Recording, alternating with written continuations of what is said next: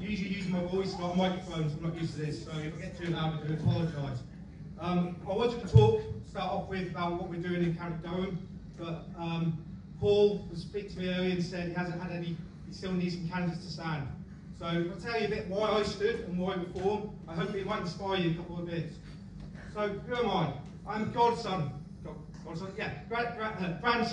to my granddad who was a farmer. My parents are both pensioners. I'm an ex-veteran, serving in the army for 24 years.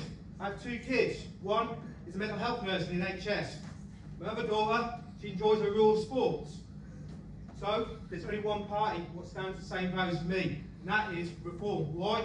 Because it stands for family, community and country. So please have a think and please stand, put your head above the parapet, because when you stand on that platform, winning that election, your area, there's nothing prouder and nothing better. Yeah, yeah.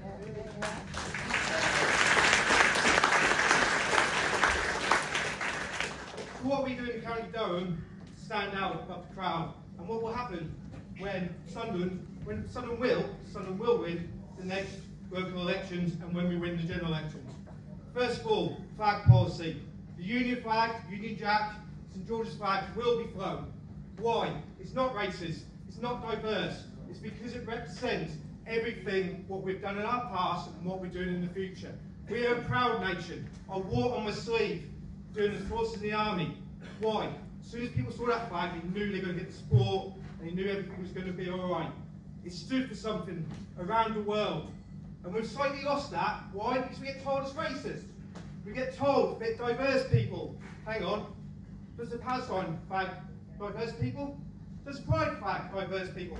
Slightly more for the flag, what actually represents everything what brought us here today going forward. So the Union flag will be raised at any reform-led council, and that's how it should be.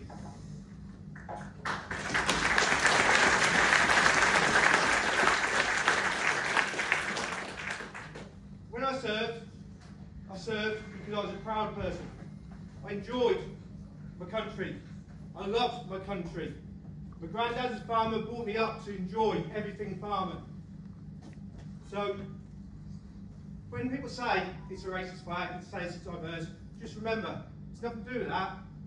Our flag is for love and what we represent for everyone in this country. It's everything British. Now, I didn't fight for a politician, I fought for my country and I fought for the people. So that's what people need to remember. When it's not being racist, it's because we love our country. Now, what have we done in County Durham apart from flag? Let's talk about HMOs, houses of multiple occupation.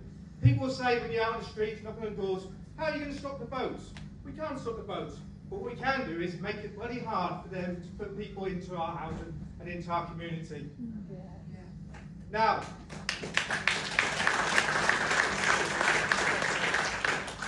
what we're doing to do that is, there's a thing called Article 4. What Article 4 stands for is, if it's put in place, every single property that wants to be an HMO has to go through planning permission. If it goes through planning permission, we can control it, we can help stop it, and we make it harder for the houses. At the minute in County Durham, there's roughly only 2 areas what has Article 4 put in place. Funny enough, I think the Lib Dems live around that areas. So, going by that, we put that in.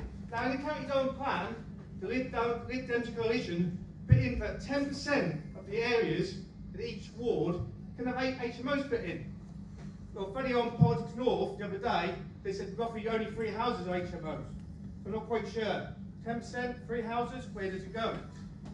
Now, with this, I'll be honest, no one can tell us how many HMOs we've got in there. Because anything under 4 bedrooms do not need planning permission. And that's what the Article 4 will stop. So we make sure we can control where the HMOs is, we can monitor it, we can help the police, and we can see where the trouble's getting caused. That's just one little thing we're doing to help stop the votes. Now let's go on to net zero. It's a controversial thing. Now, you know, everyone will understand reform. We're not against net zero, we're against it costing everyone in taxpayer money. So what have we done in County Durham? We've noticed that net zero is a priority. They're spending millions. They spent over nearly £500,000 on one bin wagon. It's going to take 50 years just to pay off it to equal the same price as a diesel vehicle. How many vehicles on the road are 50 years old these days? Not many unless you're going to classic car show. So what we've done is, we've cancelled the climate emergency in County Durham. And we've invested in a care emergency. The sheer reason for it is we believe that our people are a lot more important than buying electric vehicles and spending and wasting money on solar panels, what will take 10 years, 15 years to even become deficit and start paying itself off. Because by that time, technology's changed and things have become cheaper. So, one last thing, and this is close to my heart, and it's the farmers. County Durham is a rural community, and it's been forgotten about. There's 3 councillors turned up to a rural farmers meeting a couple of months ago. We're the first councillors ever to turn up in front of the farmers.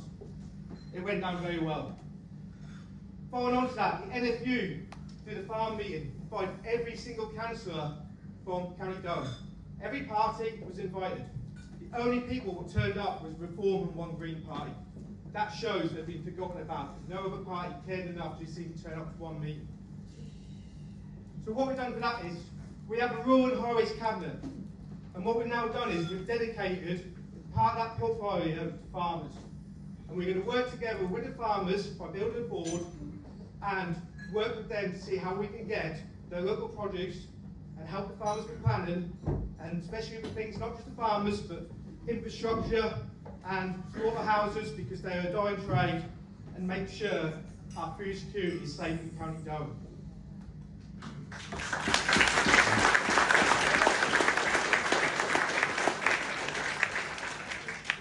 Now that's just a little bit of what we're doing in County Durham. We're doing a lot more work than that. I hope it gives you insight what the Reform Council will do for you. So please help out Leith Fitton. Please get involved as much as you can. So we will win Sunderland, and things will be a lot brighter and a lot better for everyone living in the county and in the town of Sunderland.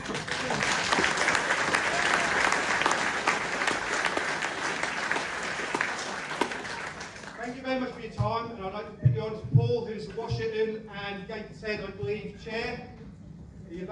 Gateshead South, I do apologise, Paul.